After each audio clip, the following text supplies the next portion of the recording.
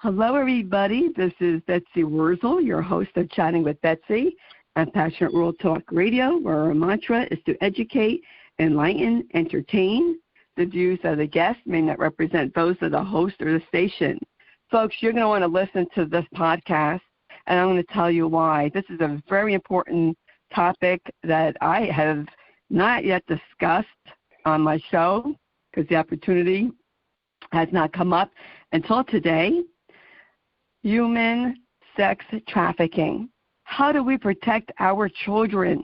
How do we protect ourselves? How does somebody heal from this if they were involved in that? Well, with me today, you're going to hear this. You're going to hear about it. With me today is Dr. Deena Graves, who is founder, president, and director of M3 Transformations, which has courses and information and helps people who have been victims of this and helps people know how to prevent it from happening. Dr. Deena Graves and Derek Williams are authors of Mind Games, Understanding Trafficker, Psychological Warfare. There's a foreword by Dennis Williams, Derek's longtime victim, and bottom and creator of the nationally recognized My Life, My Choice program. Derek Williams was a child sex trafficker, and he wants to help people to prevent this from happening to your child. What do child sex traffickers look for in individuals? We're going to find out, so you're going to want to listen. Welcome, Dr. Deena Graves and Derek Williams, to Chatting with Betsy. Thank you for having us. Thank you for having us. You are so welcome. I'm really happy to have you on to discuss this book. Dr. Deena Graves and Derek Williams, I have to ask you what I ask all authors, is what motivated you to write this book, which is riveting and it's intense and it's powerful, and I believe it will be helpful to so many people. Go ahead, whoever wants to speak. Well, Derek, do you want to start? Well, I just wanted to tell my story and enlighten people on the life of a trafficker. And Dr. Graves came alongside of me, and she was really the brains behind my story. She was able, because I was just going to tell my story, but Dr. Graves was able to put in evidence-based research and bring some solutions to not only the traffickers, but those victims and those that work with the victims. And so, Betsy, my motivation behind it, that research that Derek's talking about, it is overwhelmingly showing that across the country we are not doing an effective job of protecting children from child sex traffickers or helping them heal once they become a victim. And in fact, they're actually leaving care with more trauma than when they came into care. And so Derek's voice, the voice of someone who understood this destructive industry from the inside out, was what I believed was missing from the conversation. So what we did is we told Derek's story, but then we built in, like he said, research, brain science, and my experience working with kids to give people practical, concrete solutions to have different outcomes to both prevent kids from becoming victims of people like Derek was, or to prevent them from becoming who he was. Yes, and that is very important. You know, I'm sure there's people out there, Dr. Graves and Derek, who think, oh, not in my neighborhood. That can't happen to my child. But it can, and it does happen in the best of neighborhoods. It can happen to anyone.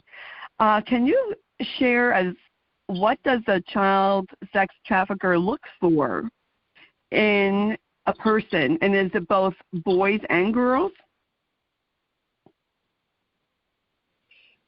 It is both boys and girls. However, I only trafficked girls and women. But They look for runaways, but not only runaways, and any child can become a victim. I've had a wide variety of victims when I was a trafficker, and even some from very well-to-do families. Yes. Okay. So it does affect all social, economic, across the board. Then go ahead, Dr. Graves. Yes, it does. But the majority of kids who become a victim of this crime, they are part of the system. So at least 90%, research has shown, are part of the foster care system, juvenile detention system, at the point they become a victim of this crime. The biggest single gateway into child sex trafficking is prior sexual abuse. And Derek can tell you, and Denise will tell you, that the vast majority of people who become a victim of this crime have been sexually abused, either by someone in their family or a stranger or someone like that. But with that said, it is critical for your audience to understand that they are experts at playing mind games with our kids, and they look for kids who are, if you're just talking about an everyday kid from a family like, middle class or wealthy family, they look for kids who are bored, kids who feel like they're not as loved as other kids. They don't feel like they fit in. The pandemic has really increased the vulnerability of our kids. I don't know if you saw just last week, the CDC came out and said we now have a steep mental decline in our teenagers because of everything that happened with the pandemic, and that makes every kid extremely vulnerable to predators. Yes, I have interviewed many mental health advocates about the pandemic effect on children and teenagers, and I have to ask this because I'm curious, and if I'm curious, I'm sure my audience is, does a sex trafficker, do they look for a girl, a female, who has low self-esteem? Because if they were abused, sexually abused, I'm sure their self-esteem is low. And that is a mind game of luring someone in, making them feel good, and then getting them involved in this. Is that one of the things that you look for? Excuse me, that you look for, Derek? That is definitely one of the things that I look for, because as a trafficker, and what a trafficker does is he or she builds that child a sense of false self-esteem.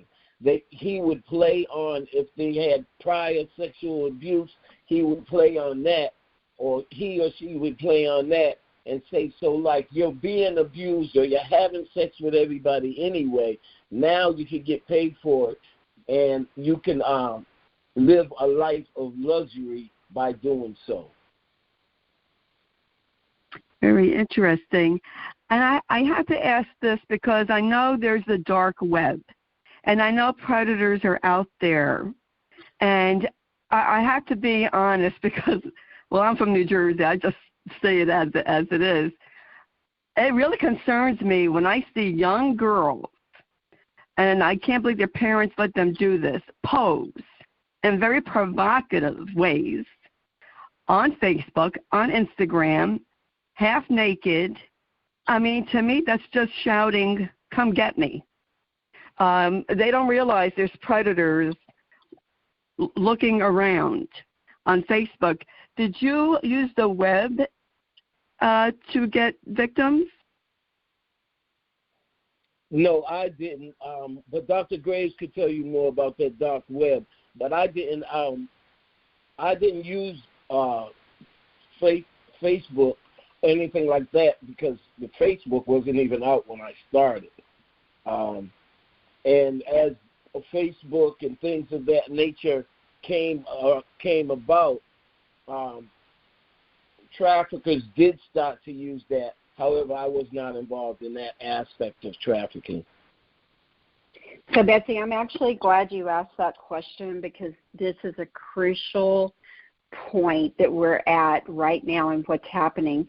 So when the pandemic hit, predators on the dark web immediately with the lockdowns started chatting together, strategizing together about how they could use it to their advantage to prey upon our kids. And they had astounding results.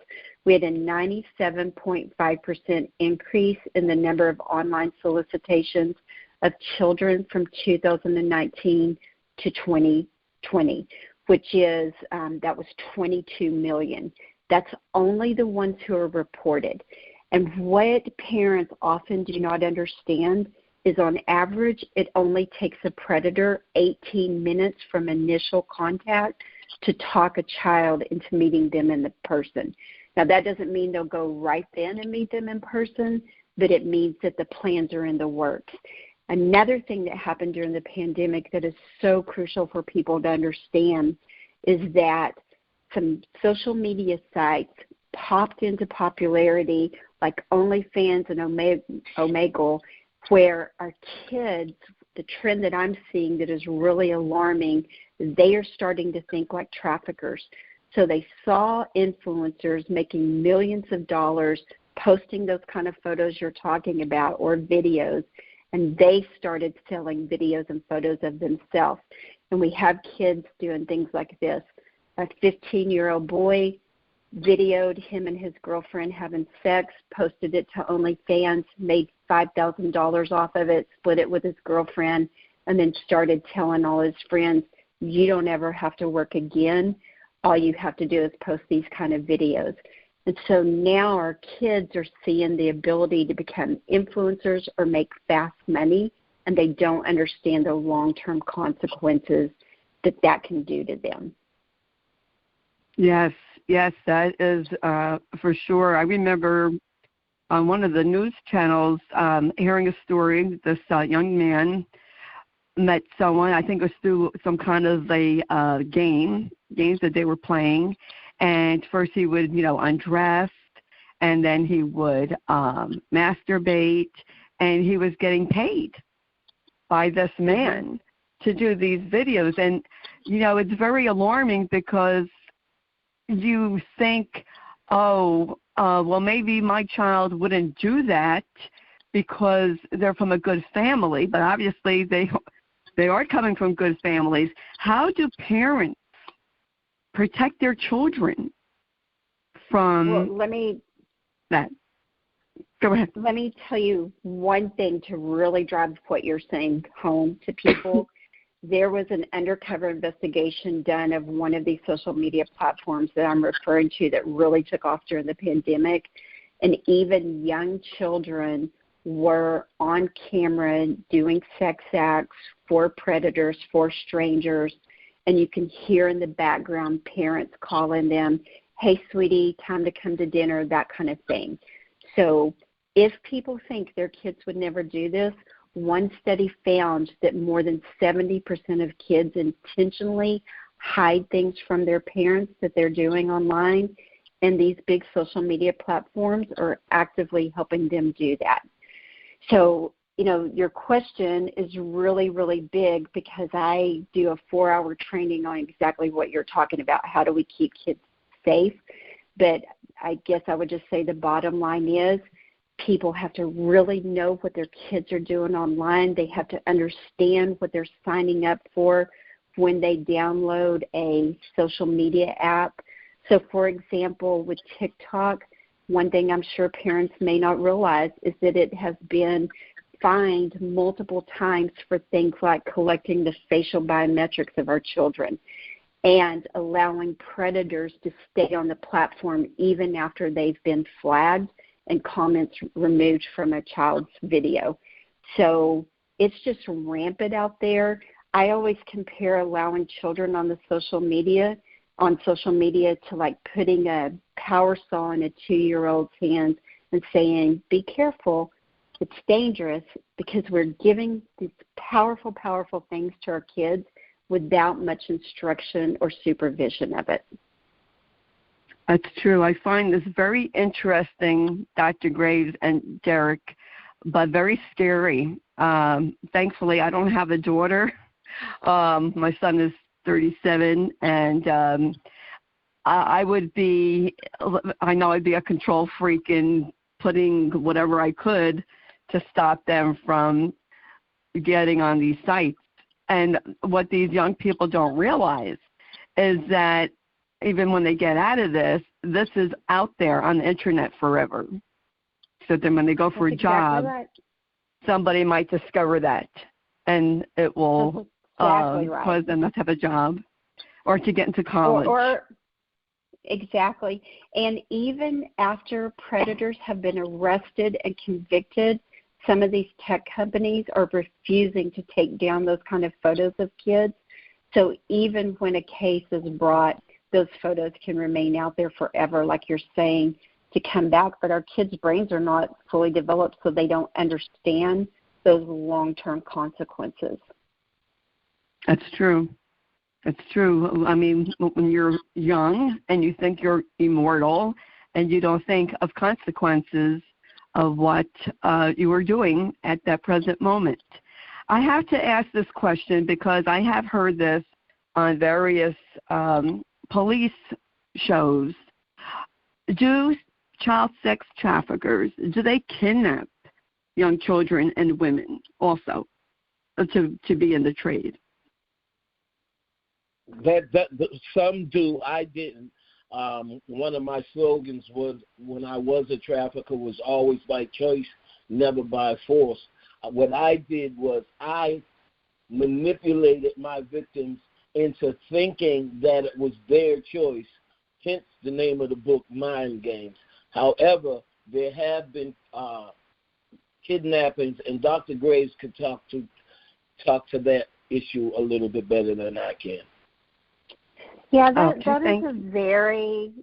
is not the common way that they do it. You know, before you started recording, we were talking about how I've had kids disclose to me who have been trafficked by the MS-13 Mexican cartel and real Filipino Bloods. And even by them, it was mind games. It was not kidnapping. So important for people to understand. And that's one thing we do. We have a program called The Traps of a Trafficker we do with youth, and we help them understand how one decision can change their life forever, because that is the number one way that these traffickers get our kids, no matter what kind of trafficker that they are. I have to ask Derek this. Derek, what did you not just look for, but how did you convince someone it was their choice to work for you or for someone else to sell their body? Because I would always give them the opportunity. I would make them believe that it was their choice, when in actuality it was always my mind manipulation.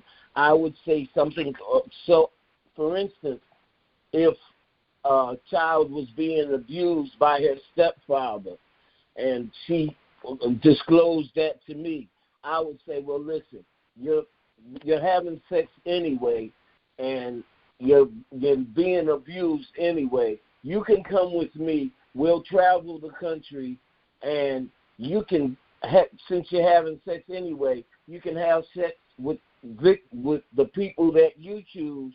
We'll make a lot of money and have a lot of fun. It's not very hard for a trafficker to manipulate the mind of a teenager, especially if they're already abused, they have low self-esteem. You give them a sense of false self-esteem, and they'll do just about anything. That's very true. And I had to ask you this, Derek, and I'm probably going to be a little graphic here, but I really want to know the answers.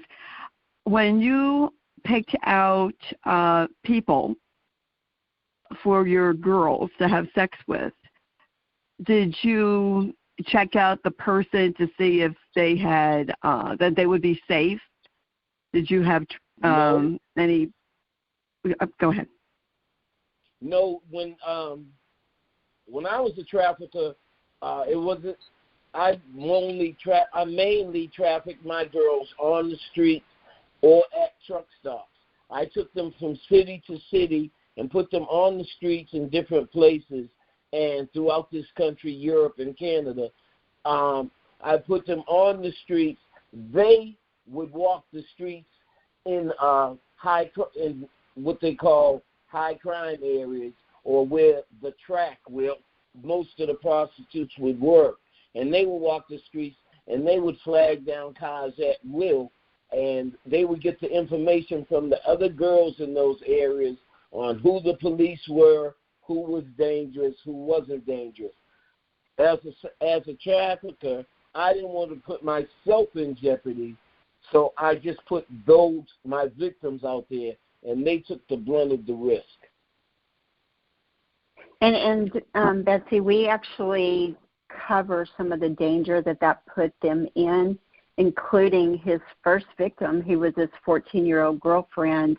You know, she ended up in danger. So we detail that in the book to help people understand the amount of danger that these children are in, not just from the traffickers, but from the buyers as well. Yes, definitely. Yes. I mean, you read all the time about women being killed by their customers. And this does happen, or, severely beaten. And that's why, I had to ask if you checked out their potential customers ahead of time. So child sex trafficking is really a prostitution. Is it just another name for prostitution? Well, it's much more than that. It's any kind of sex act for anything of value, according to both federal law and state laws. So, for example, one girl I worked with, she was taken from a mall, again, mind games. She willingly went with him, and he took her to the back room of a bar and forced her to strip and made pornographic videos of her, sold her to customers in there. But every one of those cases, because there was money involved, whether it was the stripping or the pornographic videos, that falls under the category of child sex trafficking or commercial sexual exploitation of children, because it's anything of value, any kind of sex act, not just prostitution. Well, thank you. That's good to know. Derek, I have to ask you, as a former sex trafficker, what can parents do? If I had a daughter, what can I do to keep her safe from someone such as yourself back when you were a sex trafficker? We have to make our children aware that there are guys like I was out there. We have to let them know that just because somebody approaches you, and he may even be your age, because like Deena just shared, it was my girlfriend who was my first victim, and because she enjoyed sex and I was on heroin, that's how I got her to try it. She didn't even know I was on heroin, but we have to make our children aware that predators like I was are out there, and their boyfriends or someone in their school may be one of them. Wow, that's, to me, that's quite intense, like your own peers nowadays, teenage peers. Yes, this was my girlfriend. This was my girlfriend who didn't know I was using drugs, and then after she stopped because she had a bad date, I got a girl from high school. When I was in high school hanging out in the girls' bathroom, I got a girl from high school, and she was from a fairly well-to-do family. So we just have to raise awareness, and as a parent, we need to tell our children there are people out there like I was, and let them know that you need to be very, very careful. And Betsy, Yes. it is important to note right here that, like you have mentioned a couple of times, boys do become victims as well. And a key way that they prey upon boys is through things like connected video games or specific social media apps. So again, just helping our children understand. We do our internet safety, or we call it smoke and mirrors program, with youth as well. And when we help them understand what predators are doing online, it totally changes their demeanor and their understanding of what's happening. And I think that's one of the things that's missing, is we just don't have those real conversations with youth about the dangers out there. We've kind of lost that whole stranger danger message. We're way past the days of having to worry about, a predator luring our kids to the car, because now they can come right into their bedroom, their schoolroom, their bathroom with them through their cell phone. And our kids, again, brains not fully developed, do not understand the motivation of these people who are telling them what they want to hear.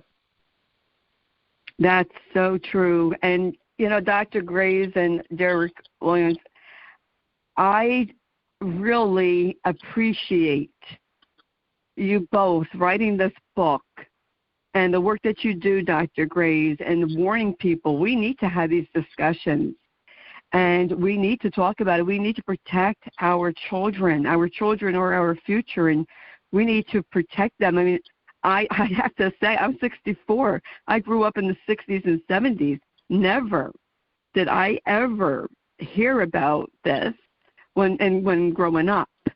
But now, you hear about it all the time.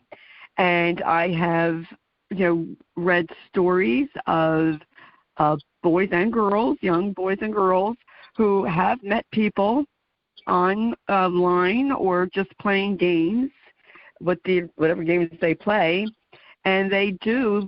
Predators are very crafty. They know how to lure their victims, and we need to teach our children how to defend themselves against these predators. It's not, you're right, it's not the stranger out on the street anymore. It's people that are coming in through the internet. And I'm very strong about this. And if this offends someone, I really don't care. Folks, parents, parenting is your job. To be a parent is also a verb. You need to parent. You should not let your child, boy or girl, be half naked on the internet. And if it offends anyone, I really don't care, because I'll tell you what, if I had a daughter, she would not be strutting her stuff out on the internet to lure a predator. And that's how I feel about it. Go ahead. What's your thoughts, Derek? Dr. Graves, go ahead. Well, Betsy, I totally agree with everything you're saying, but I just want to add that kids don't even have to be doing those kind of things for predators to target them. They look for things like, so I'll just tell you some examples of kids that I've worked with who've disclosed to us.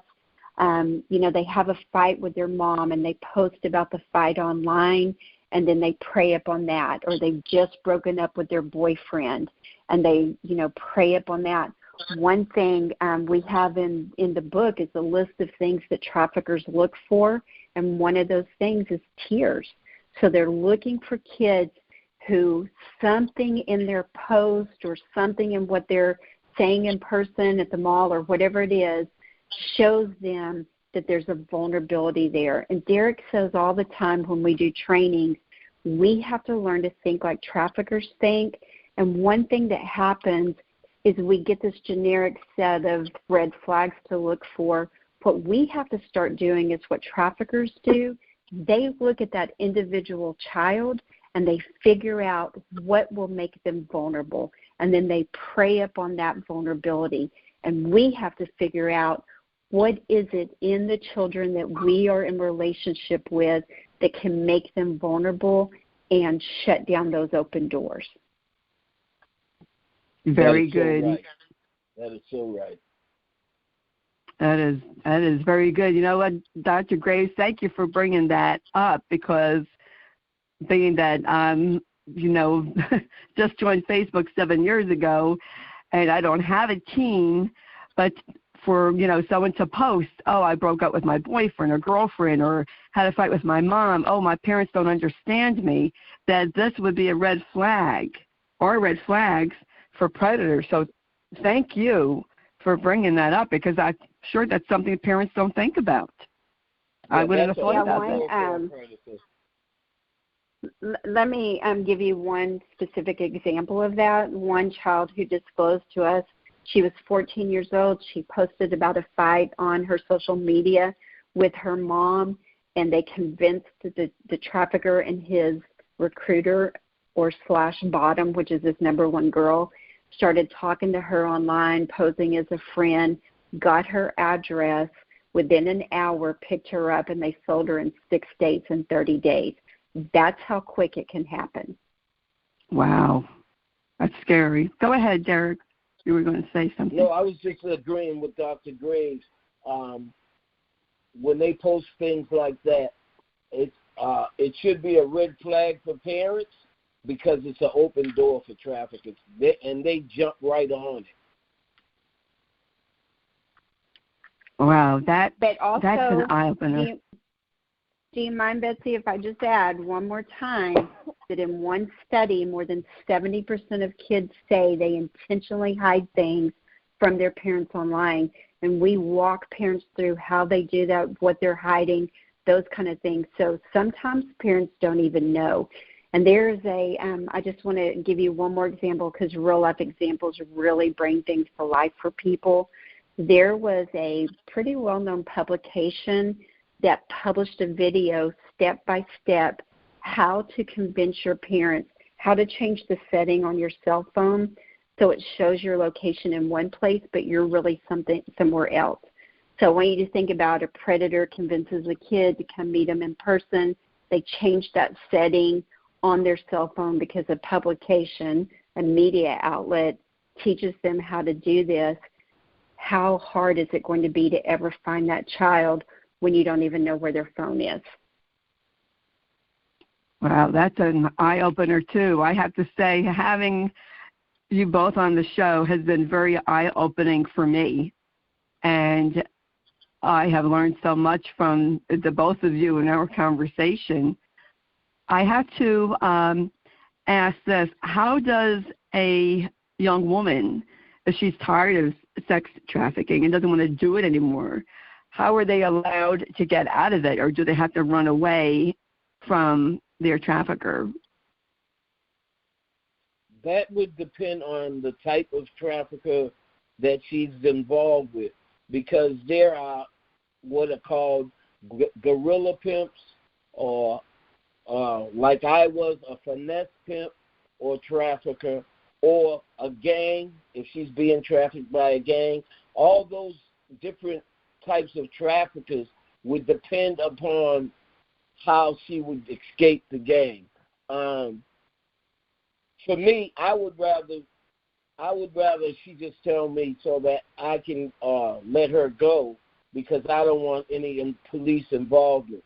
But the guerrilla pimps and the gangs that do this, they already have police involvement, so they're not really worried about it. And Dr. Graves can speak a little more to that. Yeah, Betsy, another thing that evidence-based research is overwhelmingly showing is that we are not recognizing when a child is being trafficked in the moment. It takes us weeks, months, or even years to recognize it. And what's really important for people to understand is these kids are sitting in our schools, they're sitting in our homes, they're sitting in different places that we interact with, even churches, different places, and they do not have the emotional maturity to typically leave a trafficker. And there's a lot of different dynamics in that, but it really, we need to notice the red flags involved, and know how to report and get our children out of this, because research is showing that up to 50% of these children are trying to escape through suicide because they don't know how else to get out. How do we recognize if our child is being sex trafficked, that they're living at home? What are some of the signs, Dr. Graves? We detail that, quite extensively in the book. And again, I would say one reason that people don't recognize it in the moment is because you really have to look at the specific dynamics of that child plus your role in that child's life. So, for example, a foster parent is going to look for something different than an educator or a doctor or social worker or something like that. But just a few general things for parents or foster parents: their demeanor changes, they lose interest or passion in things they've always loved, their grades drop, their dress, their attitude changes, they push away their friends, they have a new friend or boyfriend or something like that in their life.